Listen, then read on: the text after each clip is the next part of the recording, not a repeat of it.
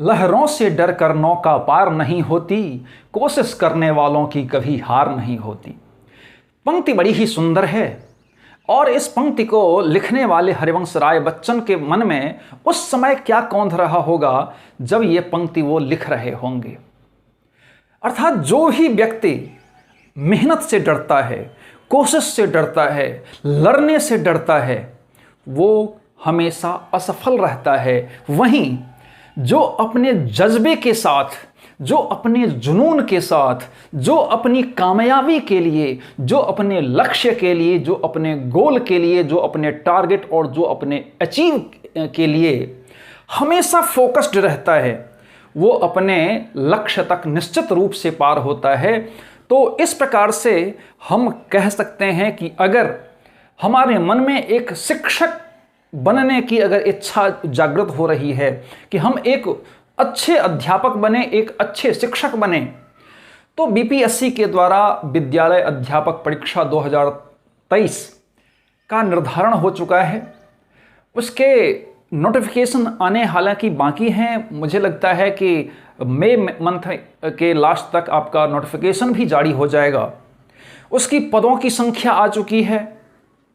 उसमें हम योग्यता की बात करेंगे, उसके प्रश्न प्रपत्र किस प्रकार के होंगे, उसमें संपूर्ण रिक्तियां किस प्रकार से होंगी, किस प्रकार से हम अगर जाएंगे, किस प्रकार से हम सिलेबस की तैयारी करेंगे तो हम उत्तीर्ण हो जाएंगे।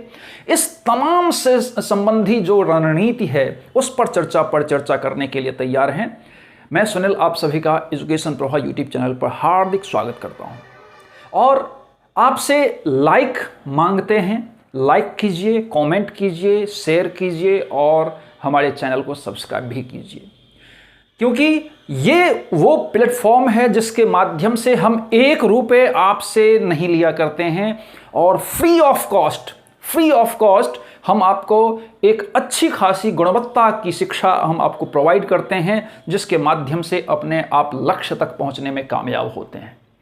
दरअसल इसके माध्यम से ये जो अध्यापक परीक्षा होने वाली है बीपीएससी के द्वारा, बहुत सारे यूट्यूबर, बड़े बड़े जो यूट्यूबर, सो कॉल्ड यूट्यूबर हैं, उनके द्वारा बहुत सारी अफवाह फैलाई गई है। हम उसके विषय में भी आएंगे, लास्ट में आएंगे, तो आप वीडियो के अंत तक बने रहिए। दरअसल अगर हम बात करें बीपीएससी द्वारा जो विद्यालय अध्यापक परीक्षा होने वाली है, उसमें मुख्य तौर पर 4 स्तर में यहाँ पर परीक्षाएं होंगी। अब ये देखिए कि 1 to 5, फिर 6 to 8, 9 to 10 एंड 11 to 12, ये आपके 4 स्तर में परीक्षाएं होंगी। तो जब 4 स्तर में परीक्षाएं होंगी तो निश्चित तौर पर 4 स्तर में आपकी रिक्तियां भी होंगी।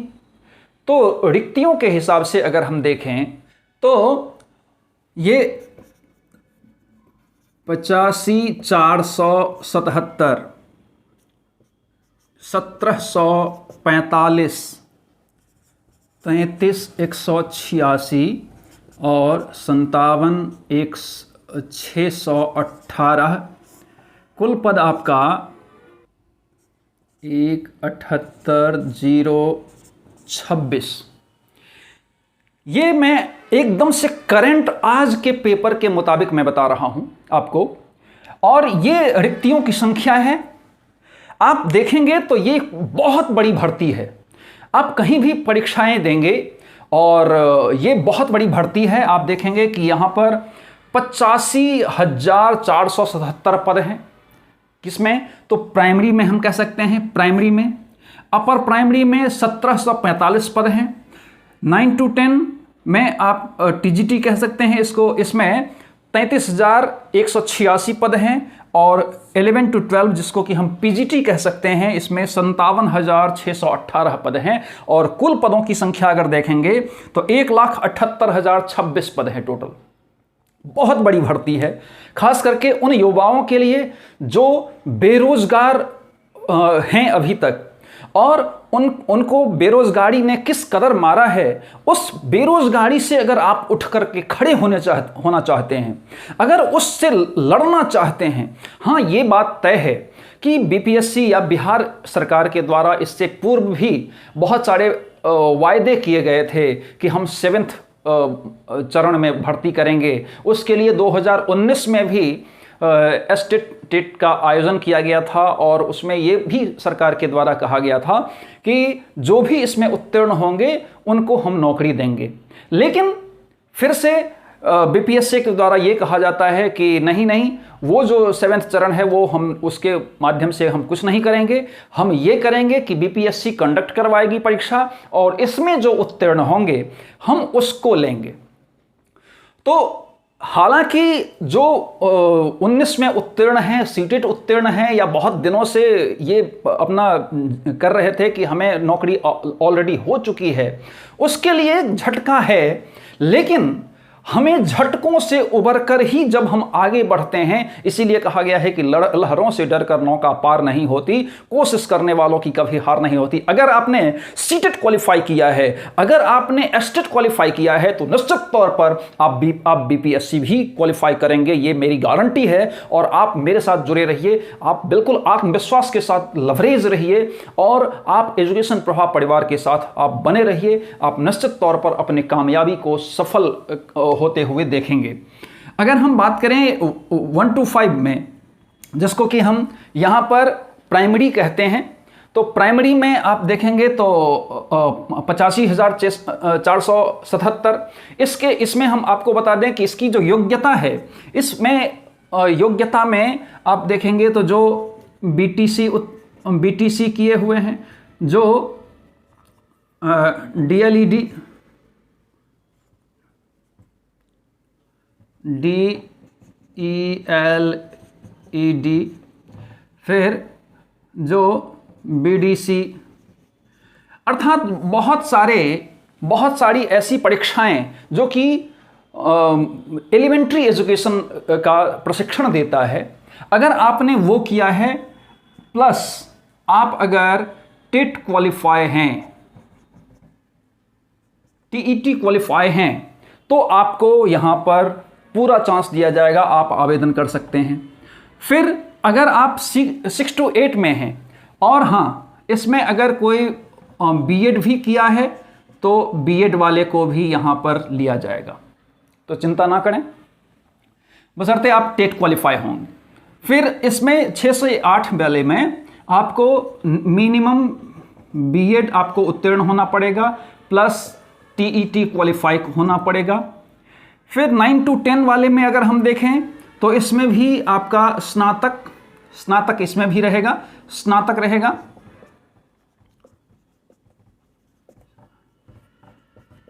स्नातक रहेगा, इसमें +2 रहेगा।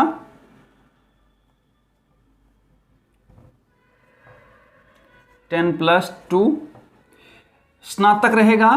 फिर बीएड आपका मिनिमम होना चाहिए, प्लस आप टेट क्वालिफाई होने चाहिए। अब हम इसके ऊपर बाद में आएंगे कि आपको क्लैरिटी के साथ आप समझ पाएंगे। इस अगर 11 to 12 में अगर कहेंगे तो आप परास्नातक होने चाहिए, बीएड होने चाहिए, प्लस STT, इसमें भी STET जोड़ दीजिए, आप क्वालिफाई होने चाहिए।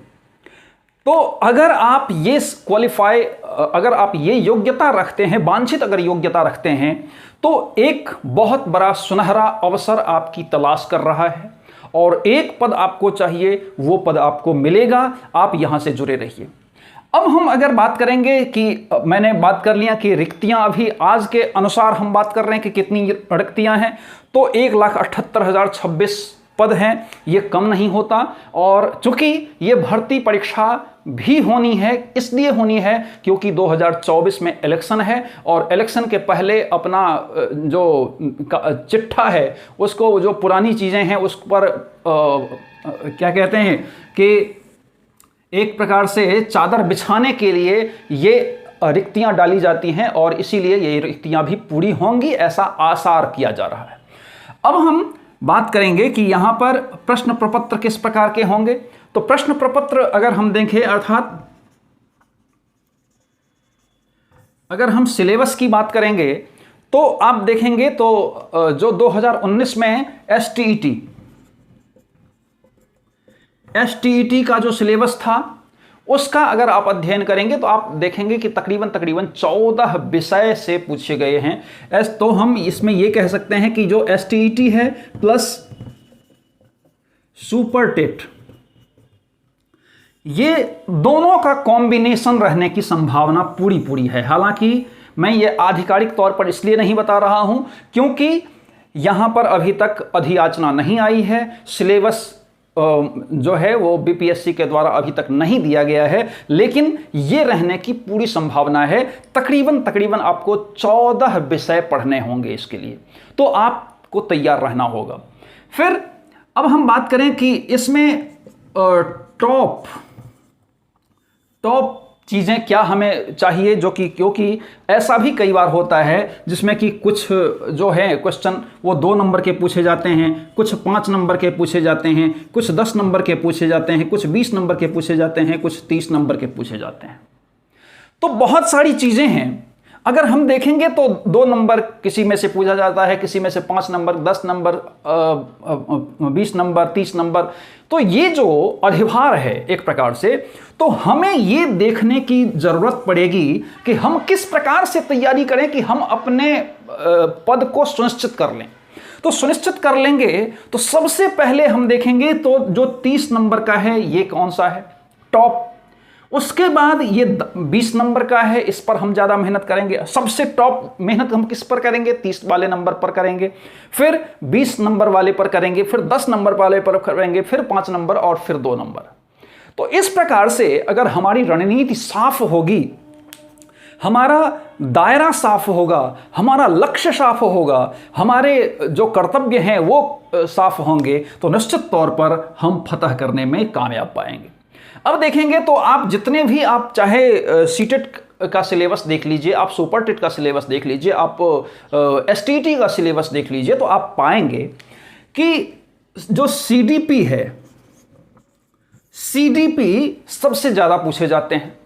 जो सीडीपी है वो चाइल्ड डेवलपमेंट, वो सबसे ज़्यादा पूछे जाते हैं। इसमें से क्यों ये इसलिए पूछे जाते हैं क्योंकि शिक्षक किस प्रकार से शिक्षण करेगा, वो बच्चों को किस प्रकार से आंकेगा, वो बच्चों को किस प्रकार से कंट्रोल करेगा, अर्थात ये संपूर्ण जानकारी जो है वो खास करके सीडीपी के माध्यम से हो जाती है। और आप देखेंगे तो सीडीपी के में कोई एक विषय नहीं रहता है, बल्कि संपूर्ण विषय का एक भंडार रहता है, और जिसके माध्यम से हम खास करके मनोविज्ञान, क्योंकि मनोविज्ञान खास करके बच्चों के लिए बहुत आवश्यक होता है, बच्चों को जानने के लिए बहुत आवश्यक होता है, इसलिए इसको सबसे ज़्यादा अधिभार दिया जाता है। आप बात करेंगे तो इसमें जीएस भी आएगा, इसमें भाषाई क्वेश्चन भी आएंगे, जिसमें कि भाषाई में आपका हिंदी आ सकता है, संस्कृत आ सकता है, इंग्लिश आ सकता है, ये संपूर्ण तौर पर आएंगे। फिर आपका जो रीजनिंग वाला है, रीजनिंग मैथ वगैरह आएगा। फिर आपका बहुत सारे इंडियन इकोनॉमी से क्वेश्चन आ सकता है, फिर आपका राज्य व्यवस्था से संबंधित क्वेश्चन आ सकता है, भूगोल नागरिक वगैरह से संबंधित क्वेश्चन आ सकता है, प्रमुख शिक्षा शास्त्रियों से आपका क्वेश्चन आ सकता है, बिहार स्पेशल से आपका क्वेश्चन आ सकता है। तो ये तमाम जो पहलू हैं, इसको हम हालांकि अभी इसमें डिसाइड नहीं करेंगे, लेकिन एक चीज़ तो डिसाइडेड पहले से है कि कोई भी रहे ना रहे, लेकिन सीडीपी का अधिभार बहुत अधिक रहेगा, ये 100% तय है। तो 100% जब तय है तो हम क्यों ना अभी से हम उसकी उसका जो लेवल है उसके अनुसार हम उसकी तैयारी भी शुरू कर दें। तो ये सिलेबस के बारे में हो गई। फिर अगर हम देखेंगे तो इसमें आप एनसीईआरटी का जो बुक है उस पर ध्यान सबसे ज़्यादा दीजिए। एनसीईआरटी के बुक से ही आपका पैटर्न बनता है और यहाँ से ही क्वेश्चन मुख्य रूप से आएंगी। दूसरी चीज़ आपका ये वस्तुनिष्ठ क्वेश्चन है, वस्तुनिष्ठ क्वेश्चन आएंगे, अर्थात ऑब्जेक्टिव क्वेश्चंस यहाँ पर आएंगे, पूछे जाएंगे। और यहाँ पर नेगेटिव जो मार्किंग है नेगेटिव मार्किंग आपका बिल्कुल भी नहीं रहने की संभावना है, बिल्कुल भी नहीं रहेगी। ऐसा पेपर के द्वारा कई बार आ चुका है, तो हम ऐसा कह सकते हैं कि नेगेटिव मार्किंग बिल्कुल यहां पर नहीं होगी। वस्तुनिष्ठ क्वेश्चन टोटल आएंगे। आपका एनसीईआरटी का अधिभार सबसे ज़्यादा दिया जाएगा, आप एनसीईआरटी पर फोकस्ड, और हमारे यहां पर जो पढ़ाई होती है वो एनसीईआरटी से ही होती है, तो एनसीईआरटी बेस्ड परीक्षा होती है। और मैं आपको बताऊं कि हम जो आपको पढ़ाते हैं वो डेप्थ के हिसाब से पढ़ाते हैं, डेप्थ को क्लियर करते हैं, क्योंकि अगर डेप्थ को हम क्लियर कर पाएंगे तो आपका किसी भी प्रकार से अगर घुमावदार क्वेश्चन आएगा तो आप करने में कामयाब होंगे। लेकिन आपका अगर सतही ज्ञान रहेगा, अगर आपका सतही ज्ञान रहेगा तो निश्चित तौर पर आप विफल हो जाएंगे। तो इसलिए सतही ज्ञान को किनारा कर करके आप डेप्थ में जाइए, जो कि हमारा एजुकेशन परिवार इस बात पर ही, गुणवत्ता पर ही मुख्य रूप से फोकस करता है और आपकी कामयाबी पर फोकस करता है। आप किस प्रकार से कामयाब होंगे उसको एक दिशा निर्देश देता है। तो आप हमारे साथ जुड़े रहिए और किस प्रकार से, कहां पर, कैसे करना है, कैसे चलना है, किस प्रकार से चलना है, कितने दिन किस में देना है, ये सारी चीज़ें हम आपको बताएंगे। तो हमारे यहाँ पर जो आप देखेंगे एजुकेशन प्रवाह का अगर प्लेलिस्ट आप सर्च करेंगे तो वहाँ पर आपको वस्तुतः सारे के सारे प्लेलिस्ट अलग अलग, चाहे वो यूजीसी नेट की परीक्षा से संबंधित हो, चाहे वो सीटेट की परीक्षा हो, चाहे वो केवीएस एनबीएस वगैरह की परीक्षा हो, मतलब शिक्षक भर्ती परीक्षाओं से संबंधित परीक्षा हो, चाहे ये अभी जो आया है आपका बीपीएससी का विद्यालय अध्यापक परीक्षा, इससे संबंधित हो, सारे के सारे आपको अवेलेबल होंगे। और एकदम हम और आप मिलकर के एक नया इतिहास लिखेंगे और आपको कामयाबी पानी है। दरअसल मैंने आपको कहा था कि बहुत बड़े बड़े जो यूट्यूबर हैं, बड़े बड़े यूट्यूबर, सो कॉल्ड यूट्यूबर, वो आपको गलत दिशा निर्देश दे रहे हैं कि यहां पर योग्यता के विषय में, खास करके योग्यता के विषय में उनका कहना है कि पूरा ऑल ओवर इंडिया,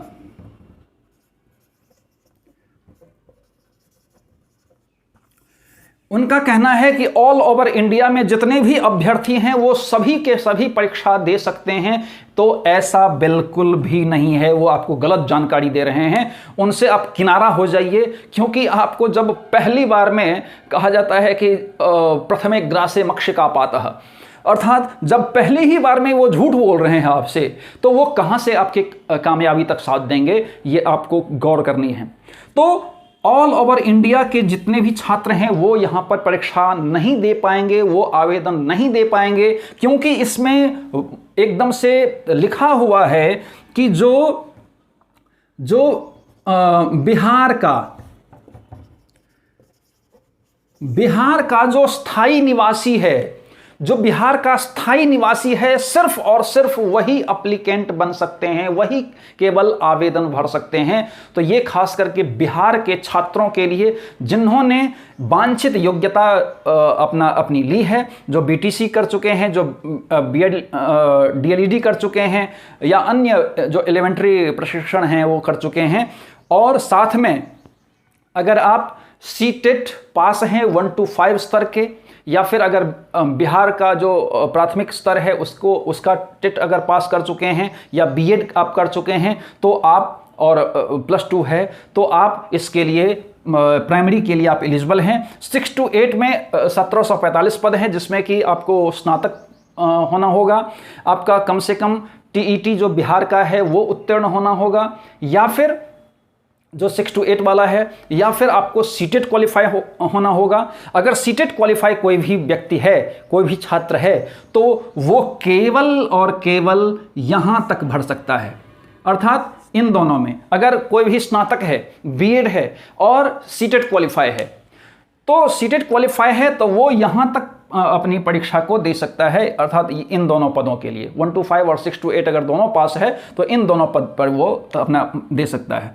फिर 9 to 10 के लिए सिर्फ और सिर्फ वही एलिजिबल हैं जो कि बिहार का स्थायी निवासी हों, जो कम से कम स्नातक किए हुए हैं, अर्थात ग्रेजुएशन किए हुए हैं, ग्रेजुएट हों, फिर बीएड किए हुए हैं, और बिहार में जो एसटीईटी की परीक्षा ली गई है वो उत्तीर्ण हो। किस मामले में? तो ये 9 to 10 वाले स्तर में आप जो है वो एसटीईटी क्वालिफाई हो, तो आप इसके लिए, अर्थात 33,186 पद के लिए आप एलिजिबल हैं।